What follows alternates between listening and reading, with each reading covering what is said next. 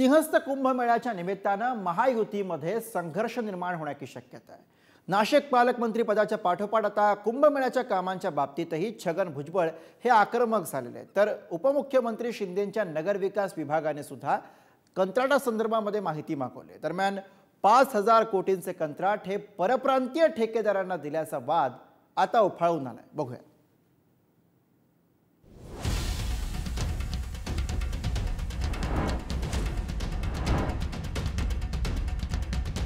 नाशिकच्या कुंभमेळ्यावरून महायुतीत वादाचा आखाडा रंगण्याची चिन्ह आहेत। एकीकडे भाजपचे गिरीश महाजन कुंभमेळा मंत्री म्हणून बैठका घेतात, तर आता मंत्री छगन भुजबळांनी सिंहस्थ कुंभमेळ्याच्या आखाड्यात उडी घेतली आहे। जिल्हाधिकारी कार्यालयात सिंहस्थ कुंभमेळ्याची आढावा बैठक पार पडली।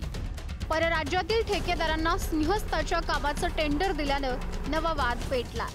यावरून मंत्री छगन भुजबळांनी थेटपणे नाराजी व्यक्त केली आहे। मी इथे काही पालकमंत्री म्हणून आलो नाही, पण मंत्री म्हणून जे आहे कुठली कामं काय होतात ते समजून घेण्याचा माझा अधिकार आहे।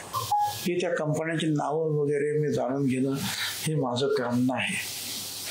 माझं काम एवढ्यापुरतं होतं की तुम्ही म्हणता त्याप्रमाणे काही कार्टेल झालंय का, काम वाटून घेण्याच्या साठीची क्लबिंग वगैरे काय काय म्हणतात ते, आणि त्यातून काही नुकसान सरकारचं होतंय का, काय आहे ते तपासताय। बडा या मैं बडा तू तो मेरे नीचे पडा, अशा पद्धती अवस्था या तीन पक्षाच्या सरकारमध्ये निर्माण झालेली आहे। निश्चितपणे यांच्यामध्ये श्रेयवादाची लढाई आहे, यांच्यामध्ये टेंडरवादाची लढाई आहे, यांच्यामध्ये पैशाची लढाई आहे। निश्चितपणे यांना जनतेच्या सुखसोयीसाठी येणाऱ्या महाराजांच्या, साधू संतांच्या, भाविकांच्या सुखसोयीचं यांना काही पडलेलं नाही। यांच्यामध्ये पडलेलं आहे ते पैसे, यांच्यामध्ये पडलेलं आहे ते टेंडर, यांच्यामध्ये पडलेलं आहे ते तू मोठा का मी मोठा हे मोठेपणा, आणि निश्चितपणे हे अतिशय घातक आहे। प्रयागराज कुंभमेळ्याचा अनुभव पाहता भाजपला हा इव्हेंट प्रतिष्ठेचा वाटू लागला। त्यामुळे सिंहस्थ कुंभमेळा जसा जवळ येऊ लागलाय तसा महायुतीतील नेत्यांमध्ये वादही वाढू लागला। आतापर्यंत नियोजनात शिंदेंची शिवसेना आणि राष्ट्रवादीला जाणीवपूर्वक अलिप्त ठेवलं होतं। त्याच पार्श्वभूमीवर छगन भुजबळ नाशिकच्या पालकमंत्रीपदासाठी आग्रह धरताना दिसतात। मी त्यावेळेला सांगितलं होतं की मी आमच्या नेत्यांना म्हणजे अजितदादांना, आणखीन जे आमचे नेते आहेत बघतात मुख्यमंत्र्यांबरोबर, उपमुख्यमंत्र्यांबरोबर, त्यांना मी सांगणार आहे की बाबा आपण रायगडमध्ये आपला एक आमदार आहे, पण पालकमंत्रीपदासाठी आपण एवढा आग्रह धरतोय, माझा विरोध नाही। तर इकडे आमचे 7 आमदार आहेत, म्हणजे अर्धे आमदार एकाच पक्षाचे आहेत, आपण हे आग्रह धरावा। आता आम्ही तर तेच सांगणार ना की उपमुख्यमंत्र्यांनी तुम्ही आग्रह धरा, शेवटी जे निर्णय मुख्यमंत्री घेतील। आपला अधिकार आहे मागणी करायचा, आपापला विचार आहे, शेवटी अंतिम निर्णय मुख्यमंत्री घेतील, शेवटी मुख्यमंत्र्याचा अधिकार आहे। आणि जे आम्ही तिन्ही पक्ष आहे, तिन्ही पक्ष एकत्र बसून याबद्दलचा एक अंतिम निर्णय लवकरात लवकर करू। कुंभमेळ्याच्या कामांसाठी छगन भुजबळ आणि शिंदेंची शिवसेना आक्रमक झाल्याचं दिसून येतं। मंत्री झाल्यापासून शांत असलेल्या भुजबळांनी सिंहस्थाची आढावा बैठक घेत आपले इरादे स्पष्ट केलेत, तर उपमुख्यमंत्री शिंदेंच्या नगरविकास विभागाने सिंहस्थाच्या कामांबाबत माहिती दिली जात नसल्यानं नाराजी व्यक्त केल्याचं बोललं जातंय। त्यामुळे एकाच वेळी भुजबळ आणि शिंदे सिंहस्थाबाबत सक्रिय झाल्यामुळे आता प्रशासनाची कोंडी झाली आहे। छगन भुजबळ हे